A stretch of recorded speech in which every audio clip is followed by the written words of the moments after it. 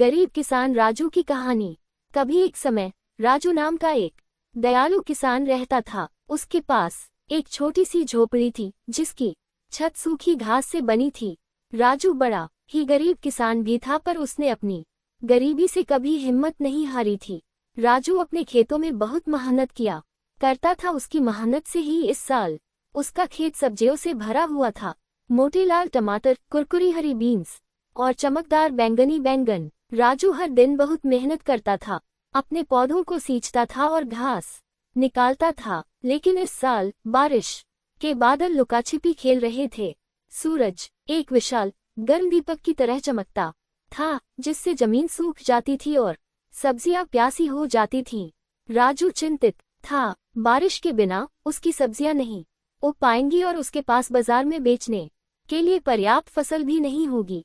वह अपनी छोटी बेटी रानी के लिए नए जूते या मीठी जलेबी, तले हुए आटे का नाश्ता नहीं खरीद पाएगा। एक सुबह राजू उदास महसूस कर रहा था। जब वह अपनी झोपड़ी के पास बैठा था तो एक छोटी सी गौरैया उसके कंधे पर आकर बैठ गई। चहचहाट चहचहाट, गौरैया ने सिर झुकाते हुए कहा। मुंह ल टिकाए क्यों बैठे हो राजू?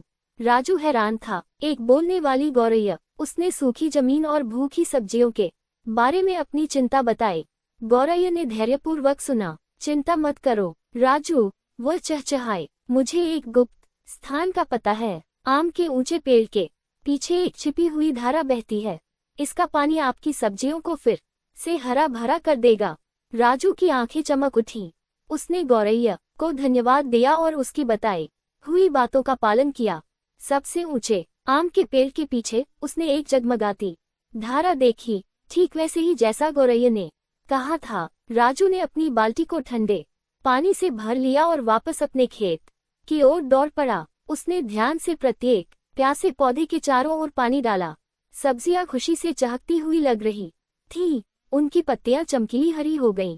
कुछ दिनों बाद आखिर बारिश आ ही गई। कोमल बूंदें छत पर टप टप टपकी, जिससे राजू का दिल खुशी से भर गया। उसकी सब्जियां बड़ी और मजबूत हो गईं, चुनने के लिए तैयार। राजू ने अपने ताजे फल सब्जियां बाजार में बेची। उसकी मुस्कान सूरज की तरह चमक रही थी। उसने रानी के लिए नए जूते और जलेबियों का एक बड़ा डिब्बा खरीदा। मददगार गौरैया और छिपी हुई धारा की बदौलत सभी ने एक स्वादिष्ट भोज का आनंद लिया। उस दिन से राजू कभी भी छोटी गौरैया की दयालुता और छिपी हुई धारा के जादू को नहीं भूला। वह जानता था कि भले ही चीजें मुश्किल लगती हैं, वहाँ हमेशा थोड़ा जादू खोजने के लिए इंतजार कर रहा होता है। गरीब किसान की कहानी। एक गांव में एक गरीब किसान रहता था। वहां पर 2-3 साल से बारिश नहीं हुई थी, जिस वजह से वहां की सारी जमीन सूख चुकी थी। किसान बहुत दुखी था, क्योंकि वो अपने जमीन के ऊपर कोई फसल नहीं उगा पा रहा था। सर्दी का मौसम था। आज किसान पेड़ के नीचे आराम कर रहा था। तभी उसे वहां एक सांप नजर आया। वह सांप अपना फन फैलाए हुए बैठा हुआ था। किसान के मन में एक बात आई, ये सांप काफी सालों से यहाँ रहता है, इसे भी इस अकाल के समय में मेरी तरह खाना ढूंढने में परेशानी होगी। फिर गरीब किसान ने मन ही मन ये तय किया कि वो हर रोज सांप को एक कटोरी दूध पिलाएगा। अगले ही दिन किसान एक कटोरी में दूध ले आया और सांप के बिल के पास रखकर कहने लगा, हे नागराज, आपको मेरा प्रणाम। मैंने कभी ध्यान नहीं दिया कि आप भी यही रहते हैं। सूखे की वजह से मैं तो परेशान हूँ और मुझे लगता है आपको भी परेशानी हो रही होगी, इसलिए अब से मैं रोज आपको एक कटोरी दूध पिलाया करूँगा। ये बोलकर किसान ने वो कटोरी वहीं छोड़ दी और वहां से चला। अगले दिन सुबह जब वो कटोरी लेने वापस आया तो उसने देखा कि कटोरी में कुछ चमक रहा है। किसान ने कटोरी को उठाकर देखा तो उसके अंदर एक सोने का सिक्का था। फिर किसान हर रोज सांप को एक कटोरी दूध पिलाता और अगले दिन सुबह हर रोज उसे एक सोने का सिक्का मिलता। एक दिन किसान को किसी काम से शहर जाना था और उसने अपने बेटे को ये जिम्मेदारी सौंपी।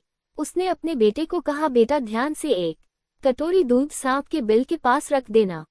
किसान के बेटे ने अपने पिता के कहे अनुसार एक कटोरी दूध सांप के बिल के पास रख दी। अगली सुबह उसे भी सोने का सिक्का मिला। उसके बेटे ने सोचा कि ये सांप तो बड़ा कंजूस है, जरूर उसके पास बहुत सारे सोने के सिक्के होंगे, लेकिन ये तो हर रोज बस एक ही सिक्का देता है। अगर मैं इसे मार दूं तो मैं इसके सारे सोने के सिक्के ले सकता हूँ। अगली शाम जब लड़का दूध देने के लिए गया तो उसने सांप को देखते ही उस पर छड़ी से वार किया, मगर सांप भी सतर्क था। उसे छड़ी तो लगी पर उसने किसान के बेटे को भी डंस लिया। सांप का विष बहुत ही जहरीला था। देखते ही देखते किसान के बेटे की मौत हो गई और जख्मी सांप अपने बिल में वापस चला गया। जब किसान वापस लौट कर आया तो उसे अपने बेटे की मृत्यु के बारे में पता चला। साथ ही वह बहुत दुखी और क्रोधित होकर सांप के बिल के पास उसे मारने पहुंचा। तभी उसने सांप को देखा कि सांप को भी काफी चोट आई है। उसे देखते ही वह समझ गया कि उसके बेटे ने सांप पर हमला किया होगा।